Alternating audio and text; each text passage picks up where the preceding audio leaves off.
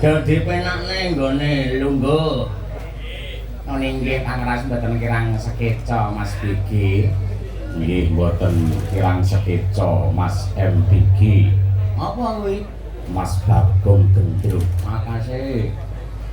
Di kepenakne lan dirungokke iki krawitan sing bener-bener ngrawit bisa ndadekake tentreming rasa. Lho nggih boten langkung sendika ngestokaken dawuh.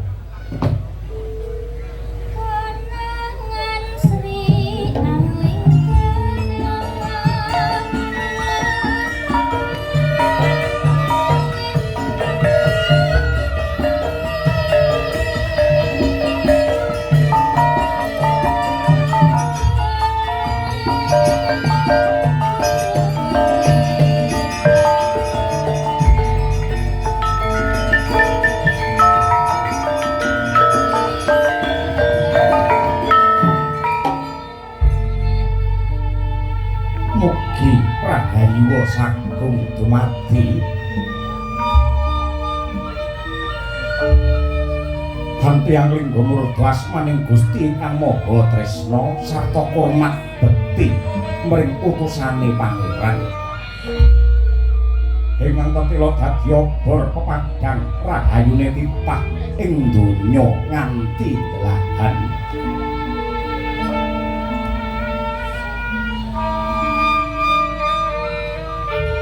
Marbuka wiwaraning carita sinungging langening budaya yekti dadya tepa tuladha ingkang becik tindakna dene ingkang kala Singkirana.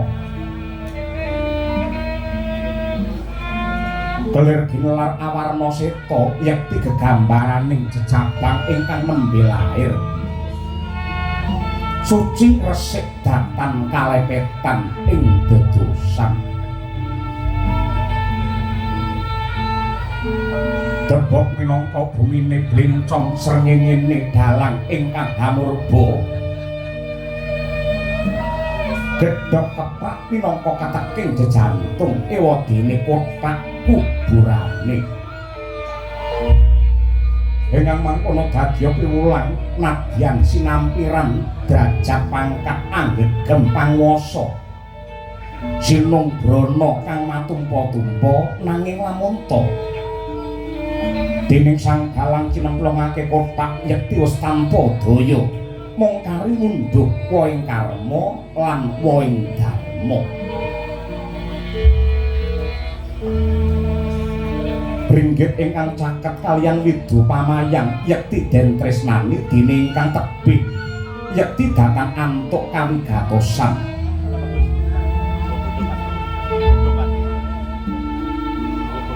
Tanpa beda manungsa ingkang gelem nyakak karo pangeran bakal kinasih ingkang tebih saking panembah yekti bakal nemahi panandhang gesang kesurang-surang.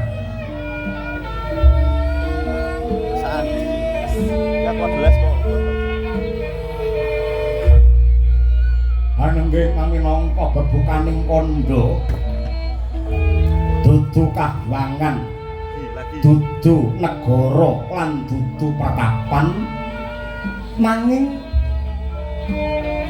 wonten dusun alit ingkang para kawulane ayem tentrem jenjem permanem winastan desa Cipotrejo. Ing desa Cipotrejo para kawula kawis tingal samat sinamat dan daya dinayang sahayek saeka kapti nengenake kelawan gotong royong lan rasa panunggal.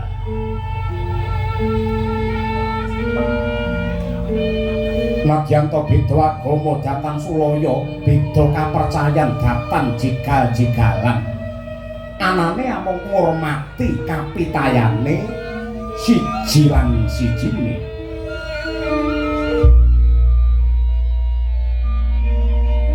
Datan mokal lamun teng Cipotrejo wontenipun namung Rahayu karana ngasta dadi lurah ing kono nenggih putra Kyai Semar ingkang ragil putra ingkang angka 3 nenggih Ki Lurah Bagong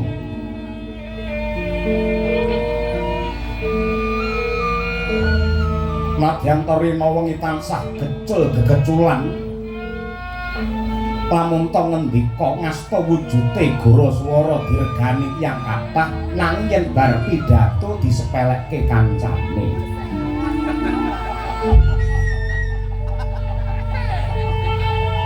ya merga saka mardika lan longgare penggali iki Bagong malah saya den tresnani kaliyan para kawula ingkang tansah nyaket anyanding sowan wonten ngarsane Ki Lurah Bagong nenggih kawula ing Cepot Reja kalih nenggih pun sabar miwah Ki Subul dereng dangu kawijil ucape Ki Lurah Bagong mecah dumateng sepine kang swasana anggreta gane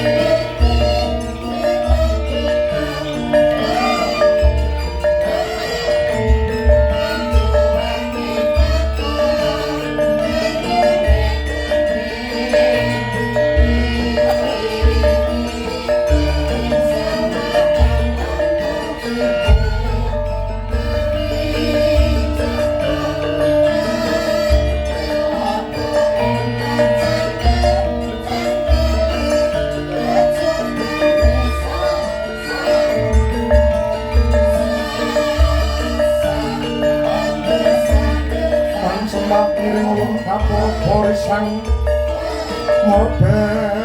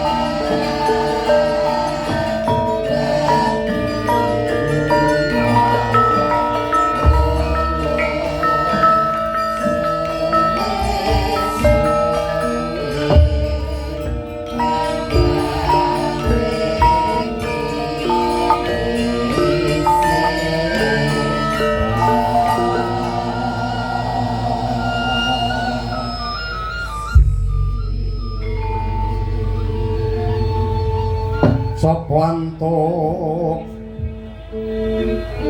wahyuning Allah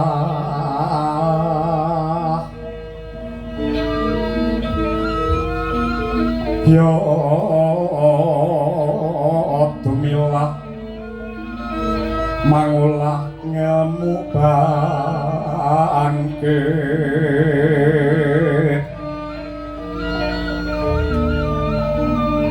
bangkit mikat rek mangukut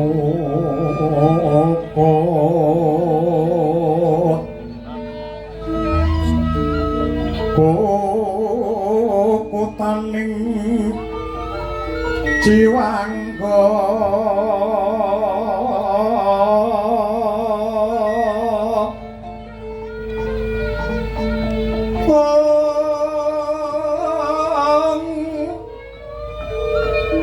kang mangkono patut sinebut wong sepuh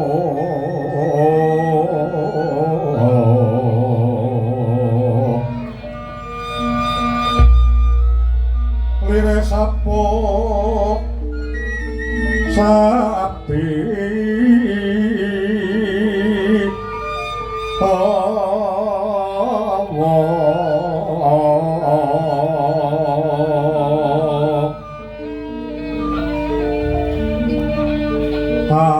awas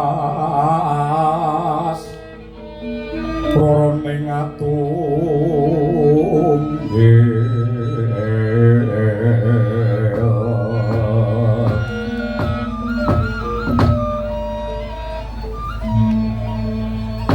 bocah bajang ngiring angin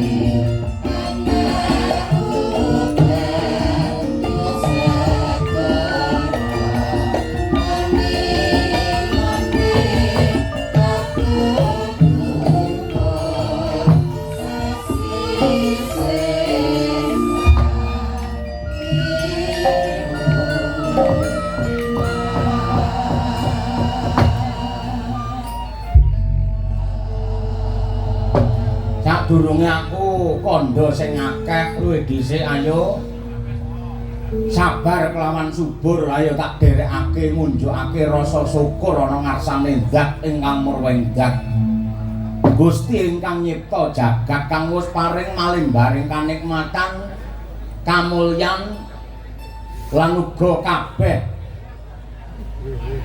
kawibawan kesehatan sing wis diparingake marang sedherek titah ingkang sumebar ning jagat raya. Kejaba saka kuwi ngapa ta sebabe kowe kabeh sadurunge jagongan sing kepenak kok jak ngunjukake syukur marang Gusti merga manut pangandikane pangeran sok sapa menungsa sing gelem nyukuri kanikmatane Gusti yekti bakal ditambah nikmate. Kosok baline sapa menungsa sing ora gelem nyukuri kanikmatane pangeran yekti bakal nampa pasiksan kuwi dawuhe Gusti. Mula mbuh kaya apa wujude, mbuh kaya apa derajate, mbuh sugih apa miskin, pangkat apa melarat, sing jenenge menungsa yen dititahake ning alam donya duwe kewajiban nindakake syukur. Ngaten nggih iki Lurah Bagong. Heeh, kuwi baku banget. Titenono. Telitinen sing kanthi permati, sinalana sing tenanan. Makna ngendi wong yen seneng syukur, upamane kok diparingi sugih, kok saya gedhe le syukur, saya gedhe anggene dana rasa, nyenengke karo piyayi akeh. Iki engko ya saya ndedel, saya sugih. Mergo nek critane, wong seneng ngangake dana driyah, wong seneng nglipur penggale wong akeh, kok banjur saya melarat ki renek rumuse. Kuwi tenan. Ngono kuwi. Gene dhewe ki enek to piyayi sing sugihe kliwat ukur. Nggih, heeh. Piyayi iki sugihe kliwat ukur. Tanahe jembare ra umum. Nek saben-saben nganakake wujude syukuran mesti kepareng gelar wujude panglipur kanggo srana nyenengake penggalihe piyayi kathah. Lha ngono kuwi. Ora mung bab kabudayan Jawa sing digelar, yen perlu karmane para taruna, para nom-noman ya digelar, ya dianakake, wiwit saka sing sepuh nganti tekan sing muda tumaruna kabeh entuk panglipur, kabeh entuk wujude hiburan sing ndadekake tentreming rasa, tentreming pikir. Lah tan murunga wong yen entuk hiburan mesti wae ndongaake marang wong sing paring panglipur kanthi pandonga muga-muga piyai sugih kuwi mau bisa pinaringan panjang yuswa, seger kewarasan, sehat walafiat lan uga tansah pinaringan berkah saka Gusti ingkang nyipta jagat. Ngono kuwi. Oh ngaten nggih Ki Bagong. Heeh, rumuse kaya ngono kuwi. Mula aja nganti kowe kendhak pegak anggene ngunjukake rasa syukur marang kurbane Hyang Agung. Lah kowe ambak ora bondo, rupa ya ora, pangkat ya ora gablek. Aku rina wengi syukur. Mergo rumuse wong yen pengen dawa umure, wong yen pengen seger waras awake, kuwi kuncine ana loro. Siji wong sing seneng syukur, angka loro wong sing sabar. Hah, wong sak Cepot Rejo sing sabare ngungkuli aku sapa? Angger wong ngelokne, lekas mune kabeh sakset-sakset. Ning kapan aku nesu? Ora tau aku nesu mergo wong yen kaya aku ngene malah sabar. Akhire ya aku iki sing dadi lakon iki lho bakal. Kowe ditampa kanthi rasa ikhlas, kanthi rasa panarima ngono kuwi. Titenono. Wong yen model kaya ngono lho temenanan, dawa umure kuwi tenan. Ngoten nggih Kyai. Heeh, ngono kuwi temenanan. Diprayogake nggone lungguh, sabar. Inggih pangraos mboten kirang sekeca nggih kula sowan mboten langkung salam kula kunjuk dumateng Ki Lurah Bagong. Yo ndak tampa gawe bombonge rasa. Ki subur diprayogake nggih mboten kirang sekeca anggen kula ngabiyantara mboten langkung salam kula katur. Yo iki sajake kok ana bab wigati sing bakal ndok aturake marang lurahmu ing Cepot Rejo iki. Yen pancen ana bab sing bakal kababar para gage wedharna sing kanthi tetela. Muga-muga anggenku dadi lurah iki bisa nentremake kabeh para kawula, bisa gawe mulyane para kawula, bisa gawe ya kuwi rasa bunga tumrape para masyarakat kathah. Kuwi cita-citaku. Gage para gage matura. Kira-kira apa sing iso tak aturake marang kowe kabeh? Wes mesti neco pantese padha. Anggung kabeh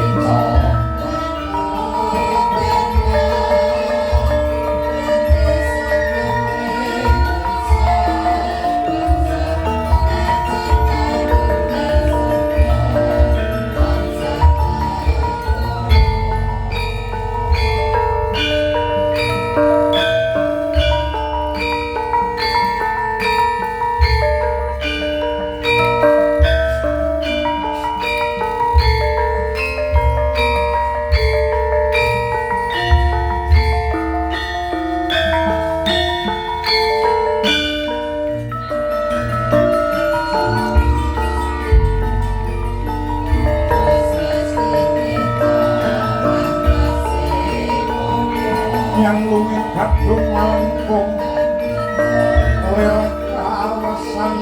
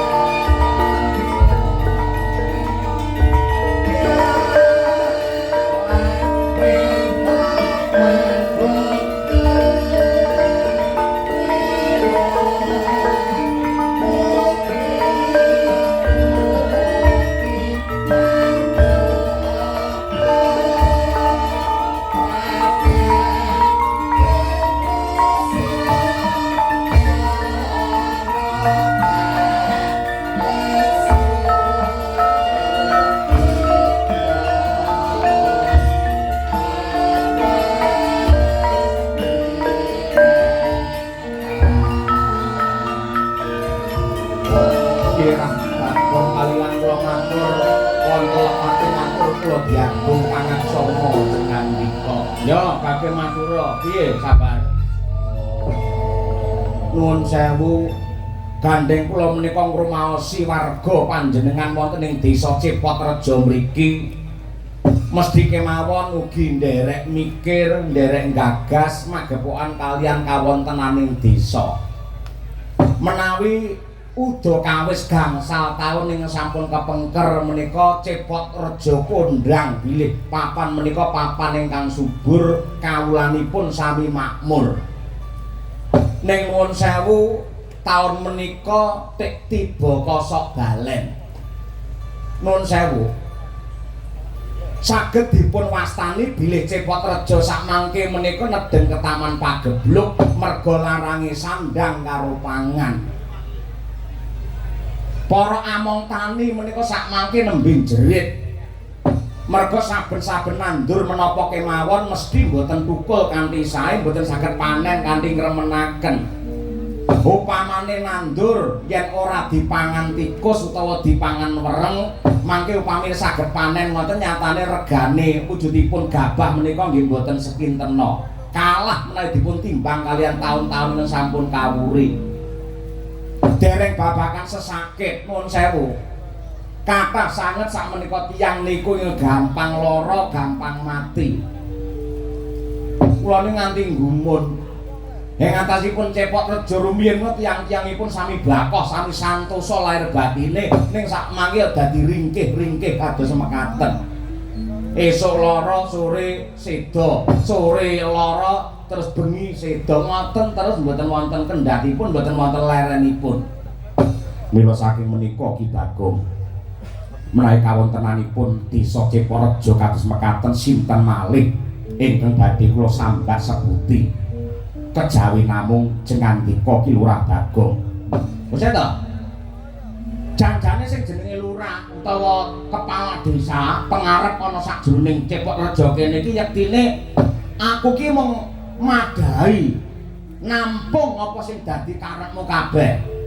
Lah, malah ya kanthi kahanan sing kaya ngene iki awake dhewe bisa mawas diri, awake dhewe bisa noleh karo kahanane dhewe-dhewe. Kok iso Cipatreja kahanane kebak prihatin, iso para kawula nandang susah, larang sandang karo pangan ngene sebabe apa? Ayo digoleki bareng-bareng. Lan tak jaluk kanthi banget aja sok maido karo adiling kodrat. Aja sok maido karo Gusti ingkang akarya jagat. Merga sing jenenge pangeran ki sipate maha welas, maha asih, tur dasare ora pilih kasih. Sing jenenge kahanan ingkang trenyuake, kahanan ingkang prihatinake kuwi yen ora mujudake pepeling, ya mujudake pandadaran saka pangeran. Bapak Semar nate ngendika ngono kuwi.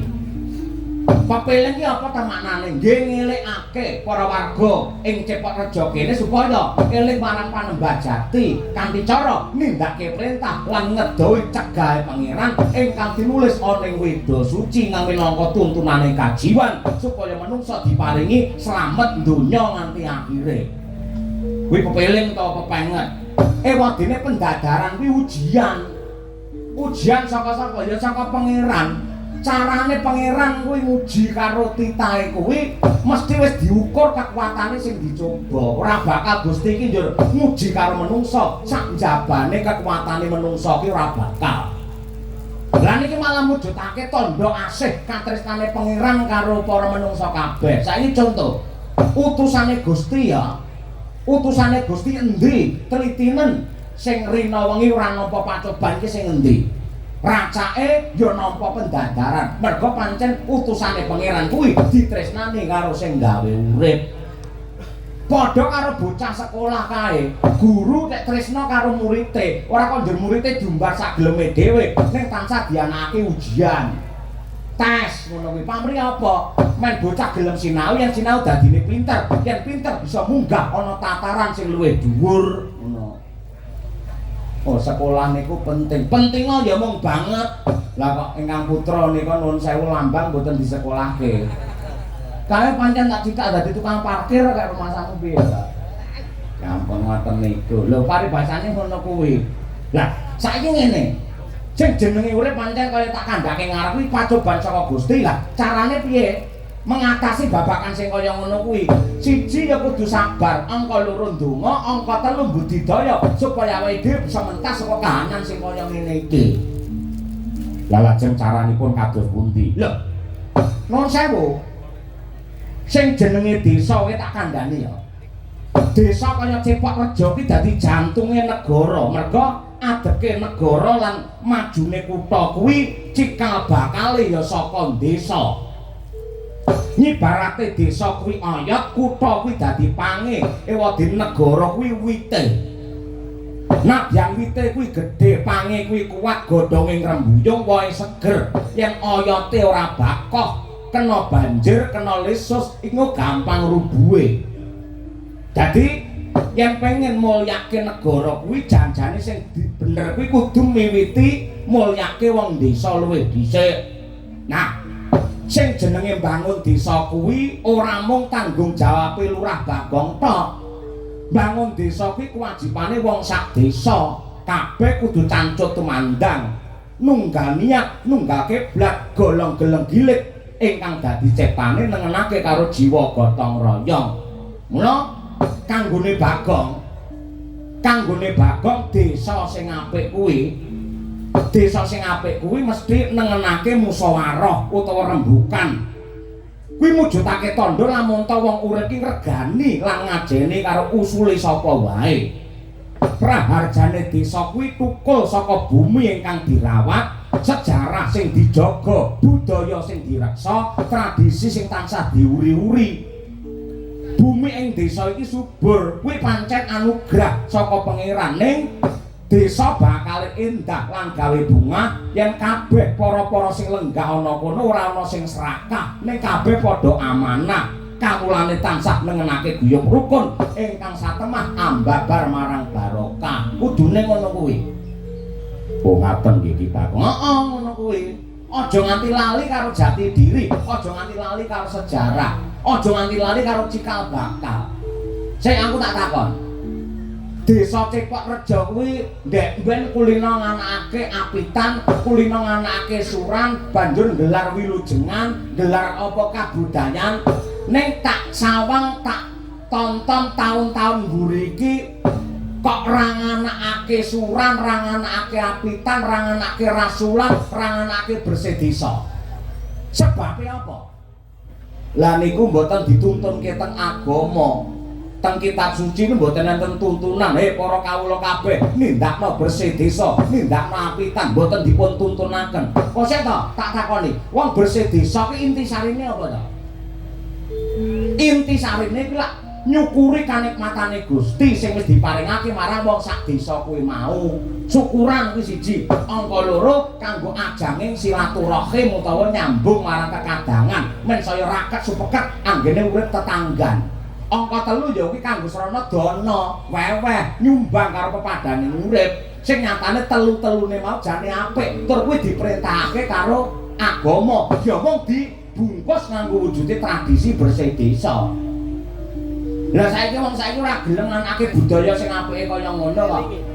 Mergo sok-sok para kiai menika mboten sarujuk kalian bersih desa, kenapa kok dadak nganggo sajen barang? Kowe ngerti maknane sajen? Mboten ngertos. Ya ngerti takono. Lah nggih kula takon iki. Sajen ki penyajian. Penyajian ki padha karo unjuk rasa. Unjuk rasane sapa to? Unjuk rasane menungsa karo Gusti ingkang gelar jagat. Mula sajen kae isine pangan. Mbuh kuwi pala gumandul, pala kasimpar, pala wija, pala kapendhem. Sing kabeh mau nyatane iso murakapi tumrape urip, banjur didadekke sajen. Dongane cara Jawa, "Duh Gusti, menika sedaya peparing paduka ing saged ndayani lan dados rana kamulyane tiyang sak desa. Mila Gusti kula ngaturaken panuwun." Wong ngaturke panuwun karo pangeran iki klerune ning endi, dosane ning endi? Jebul sing tak anti-anti wis teko ini.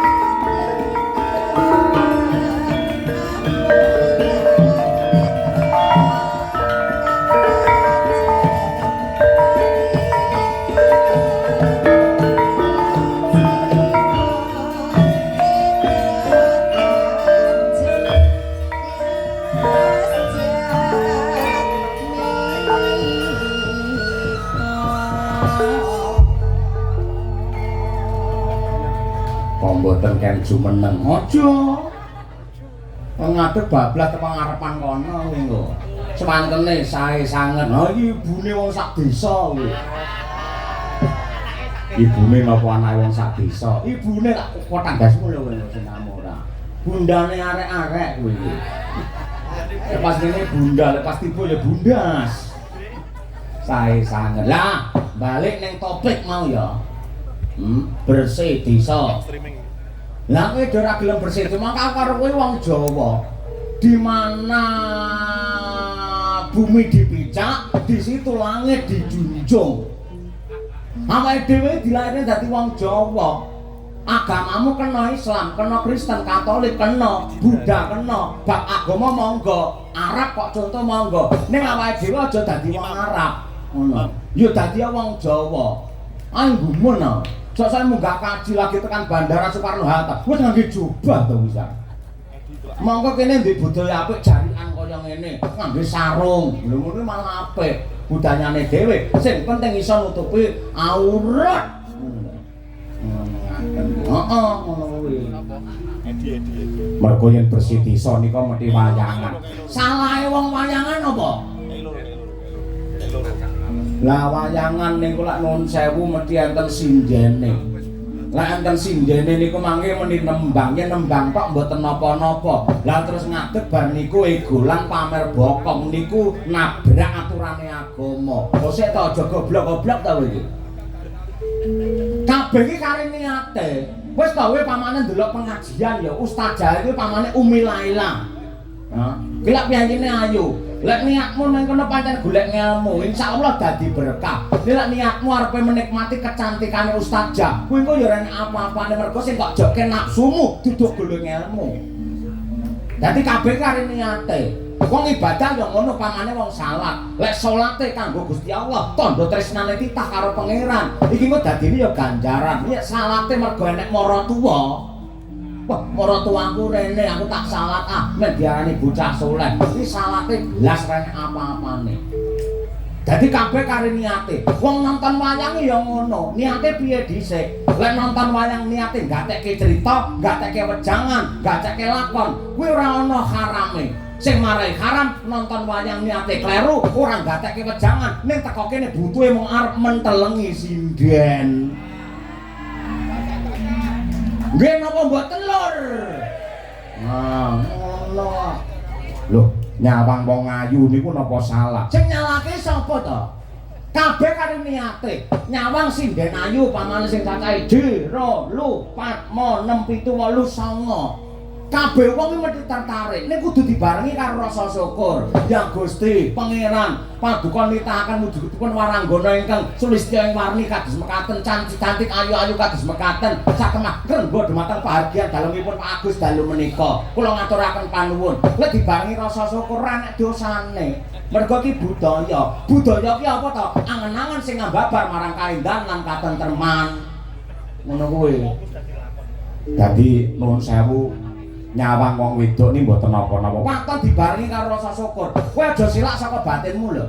Aku karo kowe padha lanange. Sing jenenge wong lanang ki rumus iki survei membuktikan. Wong lanang ki ora bakal jelek, ora bakal bosen nyawang 3 perkara. Napa kemawon ki lurah. Siji nyawang tanduran sing ijo royo-royo. Kuwi wong lanang ora nek jelek, ora nek bosene. Mergo ning mripat seger. Angka loro nyawang banyu bening sing mudhun saka tebing. Kuwi ya ora ana bosene, mergo ning mripat ya seger. Angka 3 ora karanganyar, ora pati, ora jaten, ora juwana pisan. Wong lanang mesti tertarik yen nyawang wong wedok ayu. Ewadene enek wong lanang tek ora nggumun enek sinden ayu. Kuwi wajib diperesakne pengumuman. Pengumuman kuwi. Ngaten. Ngono kuwi. Ngono sapa to? Iki ora semuci-suci. Nyawang sinden sing ayune kaya ngene sapa to sing ora tertarik? Kabeh tertarik. Aja kok sing mirsani dalange tertarik kaya piye iki. Lek arep bangun desa ayo dibangun bebarengane aja mung nyalahke perangkat, aja mung nyalahke lurah. Kuwi wis saka ngisor nganti tekan tengah, dhuwur kabeh bareng nunggak kiblat, nunggak pendapat aja nglerokke, aja nyacat kono-kono. Pak Lurah kurang pinter, Pak Lurah kurang ngene aja. ning ayo awake dhewe menjadi satu tim kaya sepak bola ngene lho. Kongo lah, Kongo. Pemainnya nggih teng mriki pemainnya. Sak tim ngono. Dadi kudu rukun kabeh. Lek ora rukun ora bakal gawe santosa. Cerah ki marake bubrah yen rukun dadine apem apik. Pem lho. Pek nggih pem ngono kuwi. Gelem ra? Lek gelem bangun desa kowe melu cantut yen perlu ora mung korban bondo. Nyawaku tak udokke kangge dandani Cepot Rejo. Pomo kaki padha dipun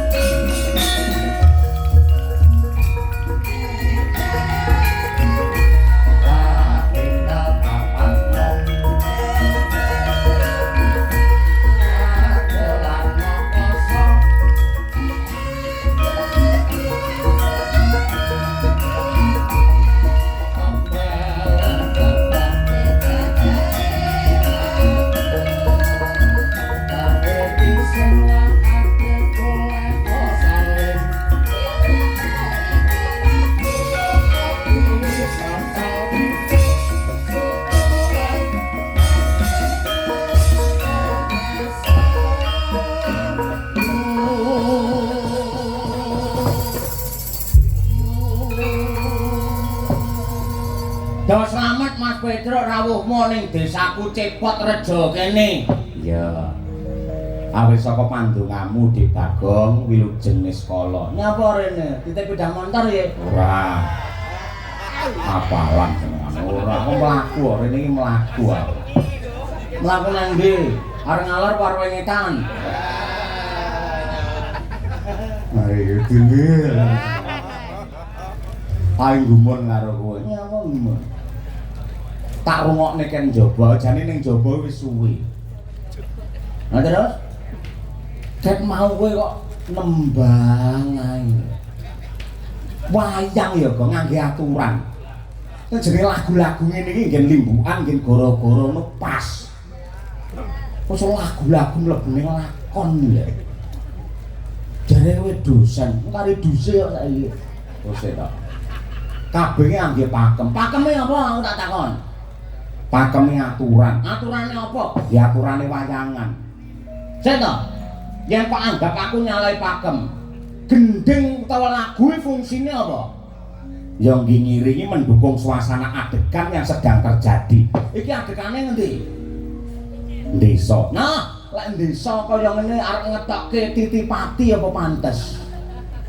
Desa ngene njur kabur diculuki nglenggeng nggih kombangan apa pantes? Dayohe Petruk terus Saraswati ngono. Hah? Ora penak. Lek cara kanyangan monggo lah, ngangge Lokananta, ngangge apa kawit monggo. Nah, monggo. Wis cara Jejer Ngamarta nggih Paseban boleh-boleh saja. Dawohe daya iki popane senopati, patih utawa pendhita, apa ratu ngono. Ngangge peksi kuwung monggo ora masalah. Dapure Petruke peksi kuwung. Lho. Aku iki kakangmu, aku tuwa. Lho tuwa seneng kamu guyon kowe ning kene kok. Oh iya. Angger karo Mas Gareng guyon renek entake. Ngono, sakmene tuwek dhewe guyon. Kowe ora ngerti, wong guyon iki marai ndawake umur. Wong guyon iki marai nyihake awak. Ning kowe aja nesu lan njur disepeleki karo sing luwih enom ngono aja nesu. Wong nek seneng clometan, ya diclometi karo adik-adike ngono. Ngono. Aku rumasamu aku ora lara ati apa piye? Kowe gendeng Prabu. Hah? Prabu lek ora sing cucur bau utawa regol ngene aku lagi bret sakanane wong. Ngono karepe piye? Sing ora Bendoro Janaka tok sing anteng Janaka tok ngono. Iya iya. Sehat ya, Li? Hah? Sehat. Ya sehat walafiat pangestune Mas Petruk kali saka Sambikala ngono. Syukur. Kok janur gunung kadengaren. Jenengan kersa tindak ning desaku, Cepot Rejo ngene arep nyapa? Ose to. Aku kangen. Wis 3 dina petuk iso kangen lho. Ose to. Aku aja kok pundeli terus nek omong aja kok pundeli terus. Gumun aku. Wong apa-apa ya kuntar-untung wong loro ning bis ora gelem pisah. Jejer wong loro. Nah. Nang bangga kangen masamu. Lah, aku lek ora metu ngene iki ora iso ngrokok kok. Dadi aku dulan iki pamrih iso ngrokok. Ngerti to? Mbak Yumu Purantawati yen karo wong ngrokok iki ora seneng banget kok. Salahe golek bojo kaya ngono. Apa gasmu lho malah nyalahke kancane lho ora. Lah kuwi bebas aku ki ngapa to mbiyen menalika rabi wis kesepakatan aku aja pengin ngrokok ya. Lah kok pengin aku judi monggo, mendem monggo. Kok pengin aku karo wong wedok monggo. Ning salah satu tidak boleh di pengin ya kuwi ngerokok. Ngono kuwi. Nah itu. Nek yang merokok ini sewengi wis sampai 3 bungkus lho kok. Hah? Sewengi iki entek 3 bungkus iki ora umum. Janjane nek ku ngrokoki mung sak ler-ler dijaluki cah-cah. Kowe njaluk kanggo werek. Aku jane gawane cah-cah kuwi aku. Kapan aku ora anu. Lah nek wong aku ya ora ngrokok. Ya ora rokokmu apa? Kusik to kusik. Malah njaluk ora senengane. Wis krungu kabar saka Karang Kadempel. Ini Bapak Semar? Iya. Kabar apa? Lah, kowe anake iso ora ngerti. Enak apa Bapak? Arep gawe apa piye? Ora. Lah ngopo? Udakara wis 3 sasi iki bapak ilang.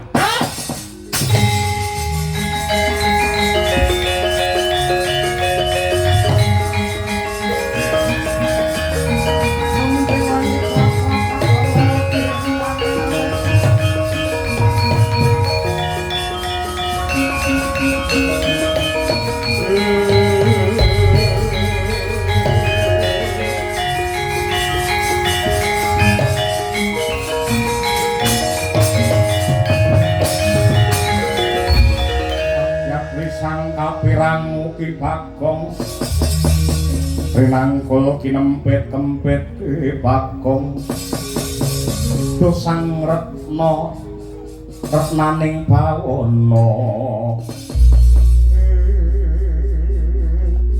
bapak ilang Semir iki yo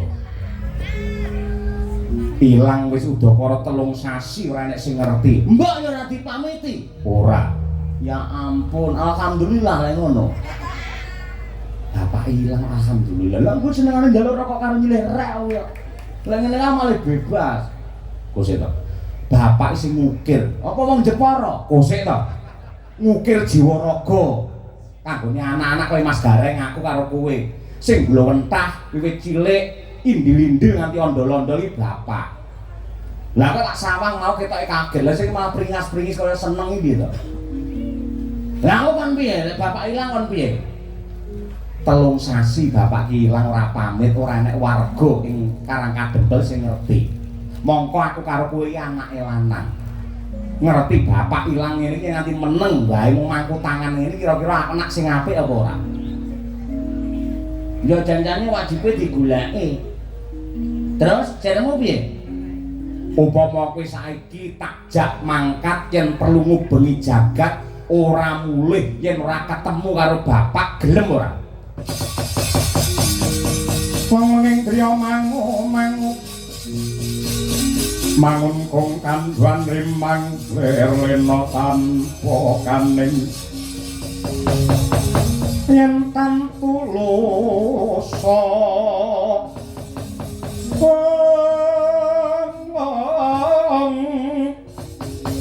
mangko sang Dyagutama mangkono Srina Arendra wis nyolon hangrara apa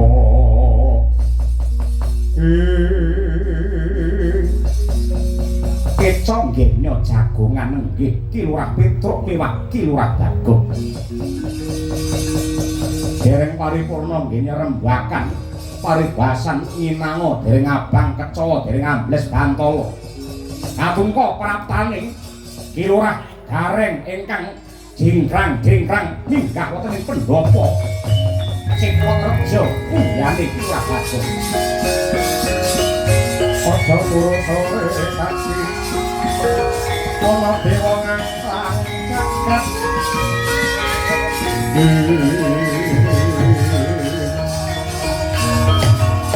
nanging bakal kancanan isine tolak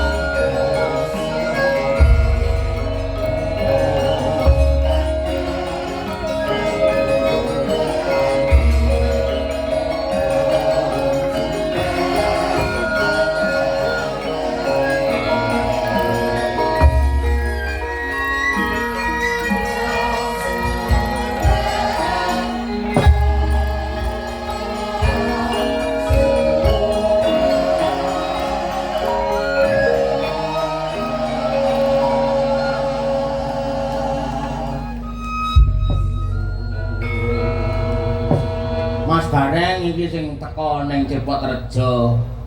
Padha slamet ya Mas Gareng. Awis saka pandungamu le, Bagong wilujeng sekolane ning sambi kala ora liwat pangestune wong tuwa mergane ditampani cah bagus. Yo ndak tampa tanganku loro mugo dadi jimat. Mas Gareng sami wilujeng, adhiku Petro kantong bolong, jenglong jaya ndak tampa. Rajangkenku prapta ora liwat pangestune wong tuwa mergane ditampani, ye wong gagah. Nggih, kula tampi tangan kula kalih mugi andadosaken jimating gesang kula. Iki do kencan semayan apa piye Gareng karo Petro nglumpuk ning omah war lu ning ndi to iki arepe? Poli Pinapoli Asia. Aku ora kencan karo Petro ora kencan mangkate dhewe-dhewe aku ora ngerti yen Petro ning kene ora ngerti kok Le. Ning amati anu kebeneran lamun to Petro ning kene tegese anake Semar telu pisan wis mlumpuk dadi siji merga Ripalungguhan iki ana bab wigati sing bakal ndak dabar marang kowe kabeh. Mula midhangetno ingkang kanthi prayoga Bagong lawan kowe Petro. Panjrah ingkang puspita Ora sah. Sak kono kawan arep omong dahan jrah nyapa. Ora sah kok jejer ngestina hunjrah-hunjrah ora. Aku kadung nyetor rebab ya. Kowe rasa dadi lakon rasa direbabe. Nikmatono ngono lho. Ya to ya. Piye nek kabar apa? Ha, tanggal piro iso aku?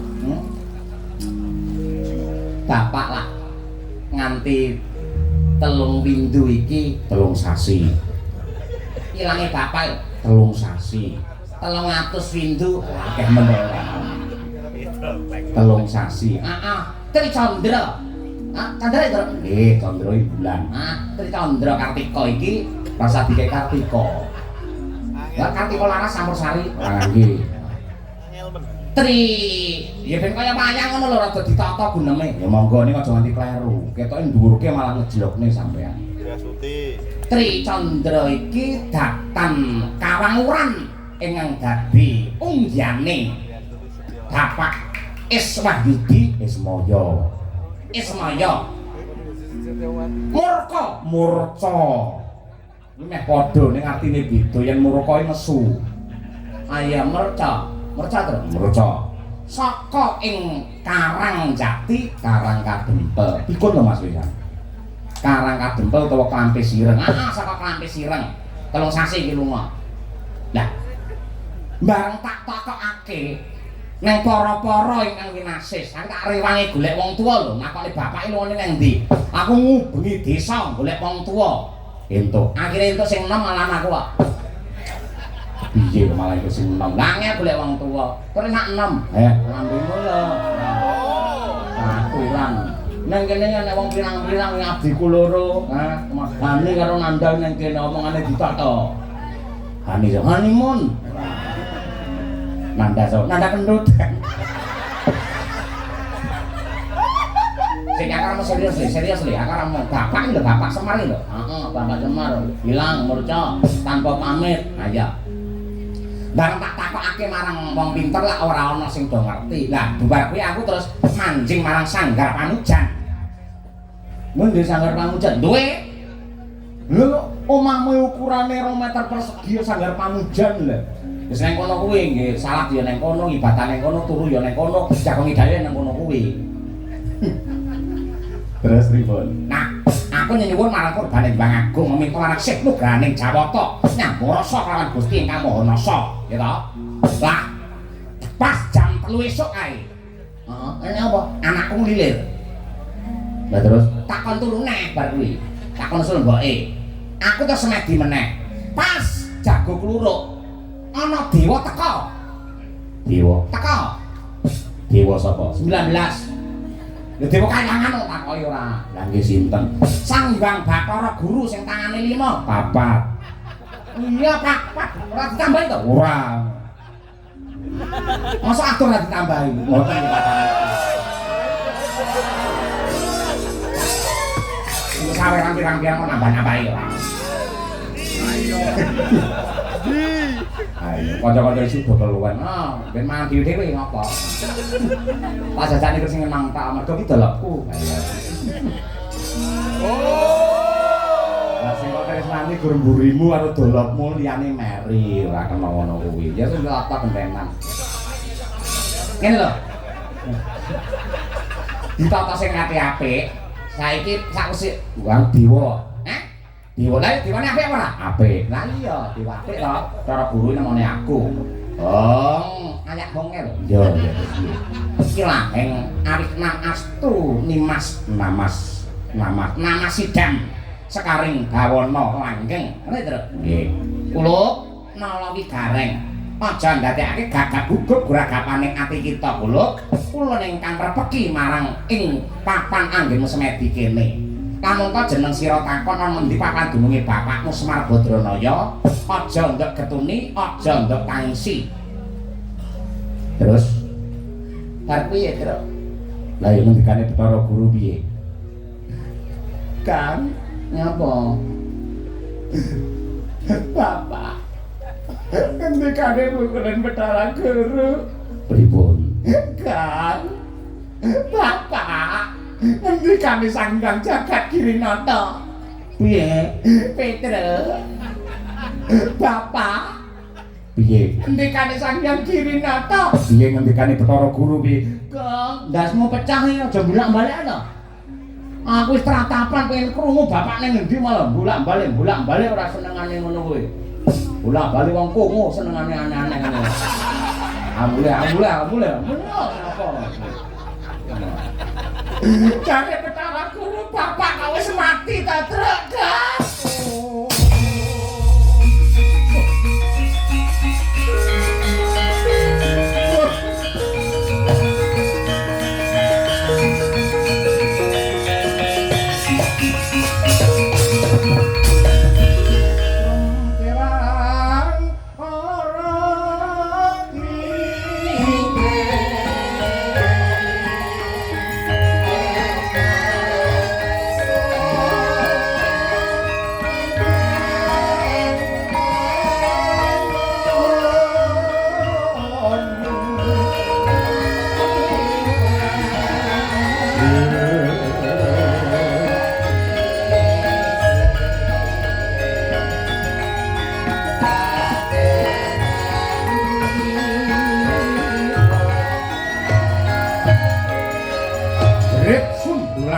Jolo kaya nabrak akasa.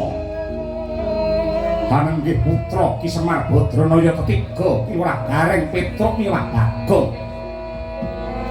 Dupi ana pawarta saking Ki Cakrawangsa Lamunta Sanghyang Girinata paring dawuh Semar Badranaya wis seda.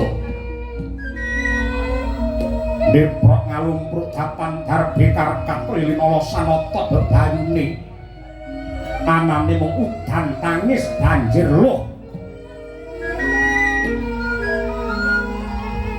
Mangkono dadi tintrim kawontenan ing mapan wonten ing desa Cepotreja. Idem permanem datan ana kang nyabawa amung sesenggukane anak Semar ketiga ingkang yektine gawe rasa maras lan mirising sapa wae ingkang miarsi.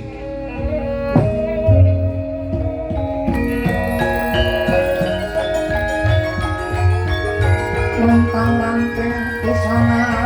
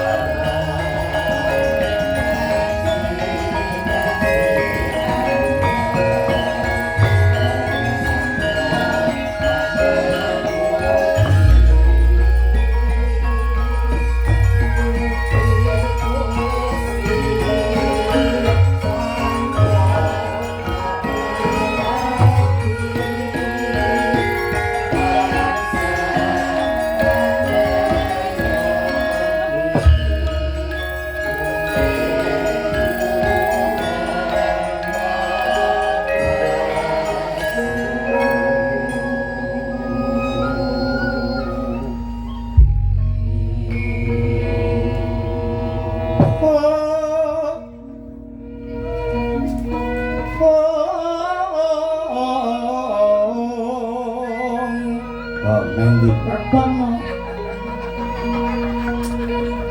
Suram-suram kelengkara kingkin Ngermangsa kang layon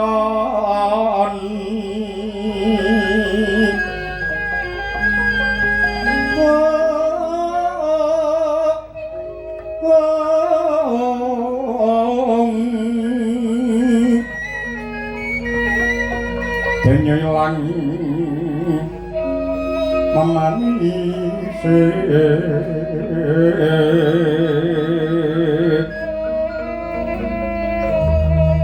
watananira ayu kuma kucam rahnya maratani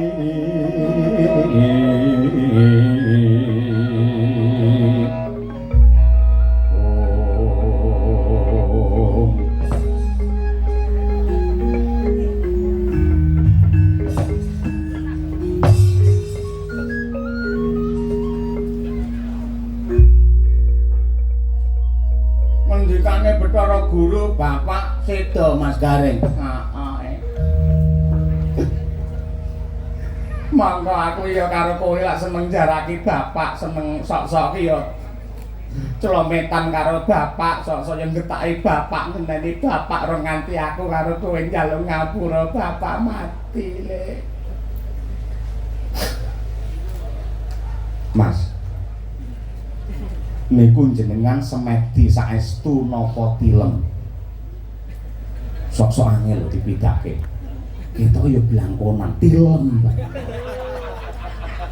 Kamu lho, ngen wong nangis yo blangkonan. Aku semedi tenan sakjroning alam liyep layaping aluyup pindha pecating supena sumun-suping rasa jati. Aku kuwi krungu swara Bathara Guru temenanan ele. Piye, Truk? Lah lek pancen bapak saiki wis seda, njur saiki kuandane bapak ning endi Mas Gareng? Kuwi aku ora ngerti.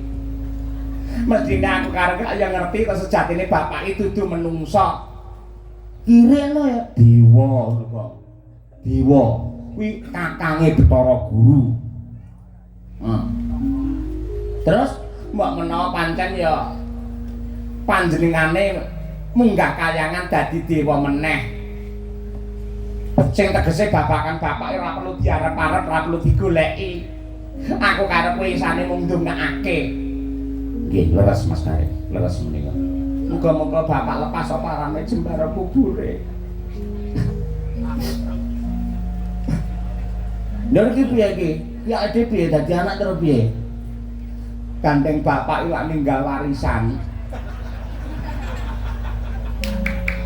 Karang kadempel ke lho disane bapak ke omahe senadyan ora bejaji kaya ngene warisane bapak iki hake iki aku karo kowe.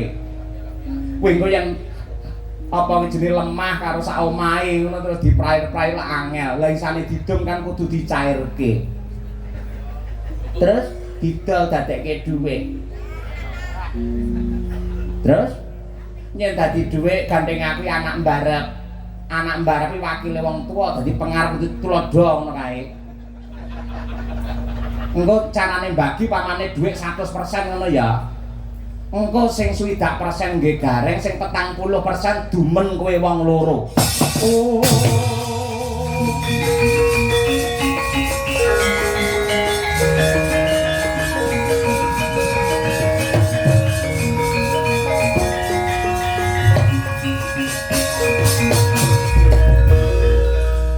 Iki aku dhewe kudu sepakat. Mula aku wis sawani tanda tangan ning kene kertas kene iki karo kowe aku ya pulpen. Kowe tanda tangan kene, Truk. Tanda tangan ning kene iki. Mau perkara stempel tak gaene dhewe auto kang gawe stempel pirang-pirangnya. Nggih riyen niki mang simpen riyen. Nuwun sewu to. Kula aturi menggalih. Yen pancen bapak sida tenan lagi 3 sasi tek anake rayahan warisan niku napa pantes? Pantes pripun sampeyan? Pantes kok lirih ngono iki. Tur menggawe kula yen batin kula bapak mboten mati lho Mas Gareng. Lah ngapa dices? Bose to sampeyan ora ngono. Upamane bapak nu mati tenan. Mbok dinteni ya. Ngenteni 1000-ne apa piye ngono. Mengke nembe perkok monggo yen warisan jenengan bagiane akeh dhewe monggo. Kula mboten gumun. Heeh, lain perkara jenengan anak mbarat lak yo ngono maklum to Pele. Nggih, maklum kula. Gamelan kene yo ngono, pencan-pencan kempule gong, suwukan aku yo Le. Ngono bangsane gampang Bagong. Diterbak Bagong wis petruk nggen balungan wae ning sing prunggu-prunggu tak gawane sing kesinggilen tro. Mboten, kula mboten gumun kali warisan. Ngeten lho. Jenengan mboten nate mirengke bapak yen cerita babakan bondo nika. Bondo piye? Bondo niku lak enten 3. Ingkang sepisan menika bondo manfaat, angka 2 bondo bejat, angka 3 bondo walak.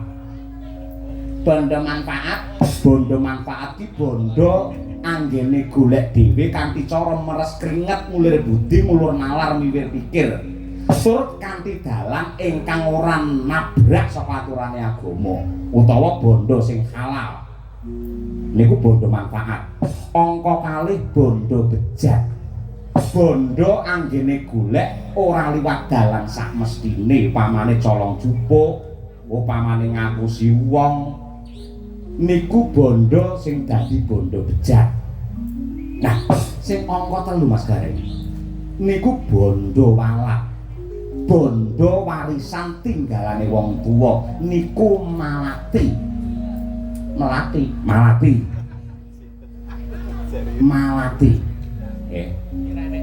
Nun sewu. Yen sampeyan urung-urung yo ngedum bondo, sampeyan bagiane pamane kok 20%, ya to. Iki bondo walak, Mas. Sampeyan ora ngerti to, crita pirang-pirang akeh wong sugih nadyanto kuwi mbrewu uripe ora kekurangan sawiji apa, bareng wong tuwa klewu sampun sedo, anake rebutan warisan, urung nganti 100 bondone metek mesti ngoten. Ya ditabung nolih, bose to ampun ngoten. Ampun ngedum bondo sik. Niki awake dhewe gandeng niku lak kabar saking Bathara Guru. Kula pengin petuk kali Bathara Guru. Lah yo ngono to, Bang. Sik kowe mundur aku ngono to.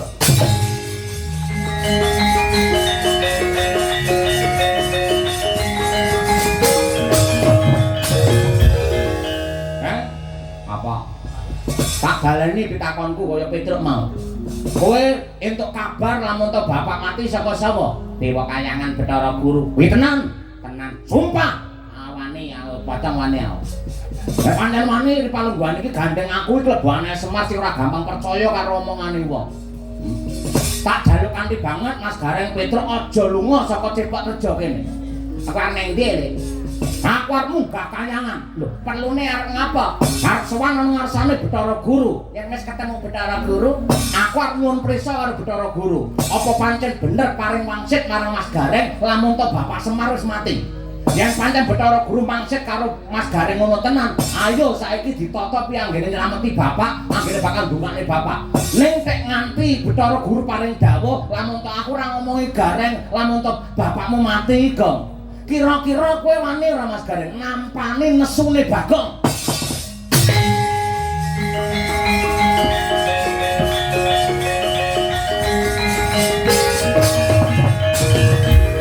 Arep munggah Kayangan nemoni karo Bathara Guru. Yo.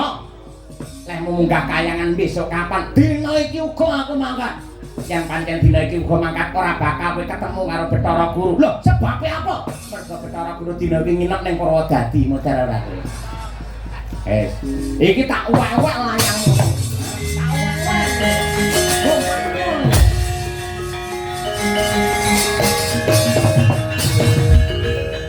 Lambemu ora kena digugu.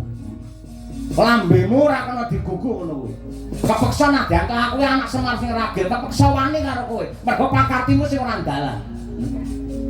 Kok sabar. Wis meneng ae, Truk.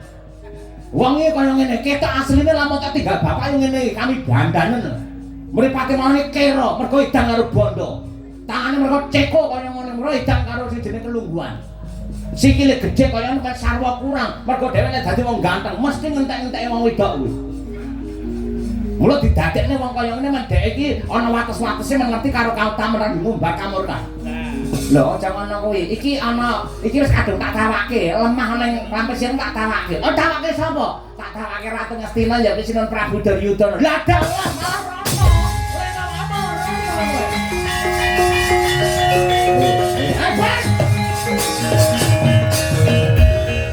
Upama didol tenan nyapa tek ora ditawake ning Pandhawa. Kok iso nang ngene Ngastina ya? Goblok kowe. Gong, kuwi masuk. Mas apa? Kaya ngene ra digugu ora. Lah kono ki sing sugih kono mrewu bandane pirang-pirang, tur ya Prabu Duryudana oke kok wis ana. Piye to ceritane? Aku ngadep karo Sinon Prabu Duryudana kula badhe nyadi lemahe bapak niki regane larang mergo niki konsep sejarah ini gede. Niki peristiwane besar-besar terjadi wonten Klampis Ireng Sinon Prabu Duryudana. Niki menawi njenengan pundhut iki berkah gede ngoten. Mergo tinggalane bapak. Terus Duryudana wangsulan. Lah wangsulan Duryudana piye? Oke ngono kuwi. Alah ora nggugu apa nek wayang oke lho, kira dapurmu lho. Aku ora trimo aku ora kirim ndasmu kowe. Lek nganti kok do apa ning Ngastina aku ora trimo. Sedumuk bathuk senyari bumi. Sapa wae sing bakal ngucik arepe ngedol sing jeneng Klampis Ireng, tak tohi nyawaku. Aku rene iki ora ijen. Aku nggo para sata kowe gunggungi akeh kae. Yen nganti kowe mirong kapuh jinggo meguguk ngono waton gejah Larsima bareng. Aku wis nggawa para sata Kurawa. Ora nganti kentong subuh wis ilang nyawamu. Aku mati ya gelem. Aku mati ya gelem. Kanggo nglabuhi wong tuaku njaga karo harkat martabate bapak. Lah ngono jar ora dawa umur. Mati ora apa-apa. Kurawa kan maju rene. Ora bakal gigrek kulo kesal apa. Kandhane Kurawa pakon ilang nyawamu kowe. Tungklang. Aja disampaikan lakune ngono disampaikan. Bola-balik kongo ora seneng. Beda.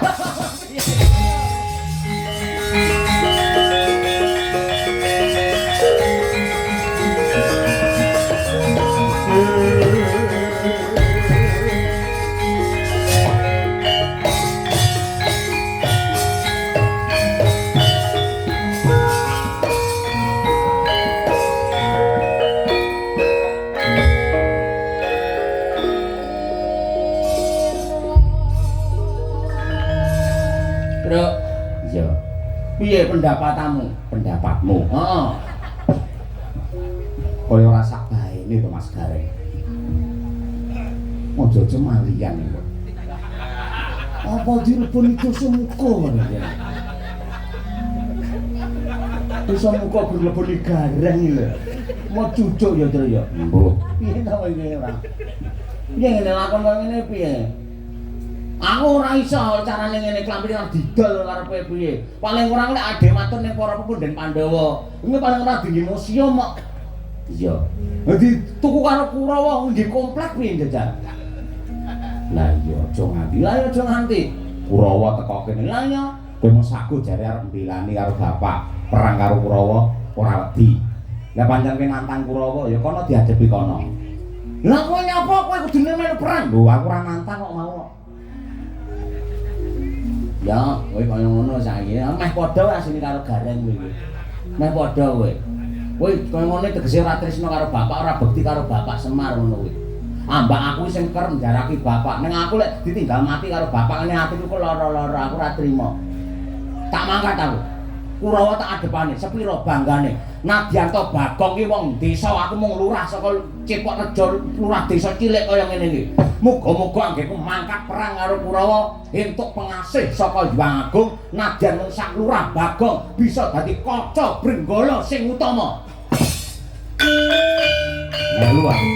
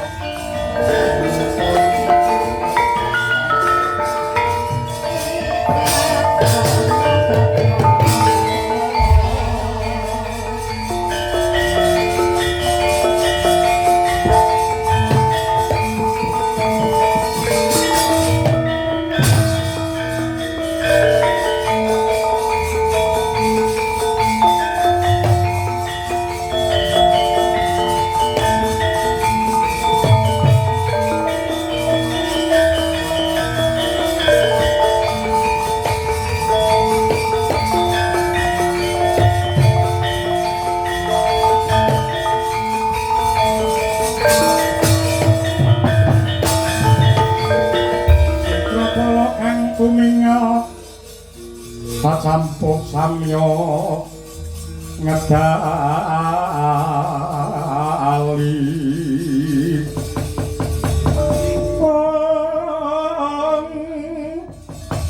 ler katet wileteng kata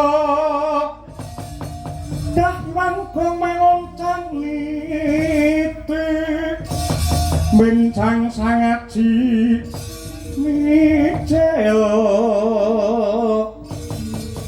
lagi nyonget tali wuwus terus ke Surawilaka kaya kuta singa pragil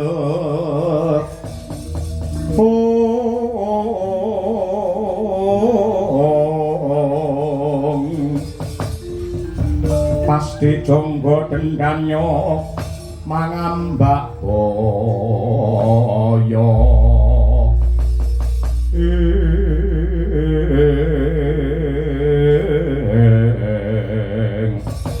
kawula nuwun sewu Raden Patih Karya Sengkuni kalilan kula pun nala wigareng ngaturaken sembah pangabekti tandha pengaji aji mawan teman kula kunjir iya nala garing tak tampa kali bambange rasa kepiye kabil kawusanane apa kowe bisa ketemu kelawan adimu Petruk kelawan Bagong nun inggih sampun wis antuk tanda tangan saka wong loro mau dereng lho sebabe piye mboten cocok kalian gambaran kula menawi saking gambaran kula menawi adi-adi kula niku njur kula jak ngedum marisan ngono dadi duwe nggih seneng menika kabeh ya edan dhuwit janjane nek sak semuti suci nika nah terus kula bantah dregak munggah kanca bakah ngoten niku.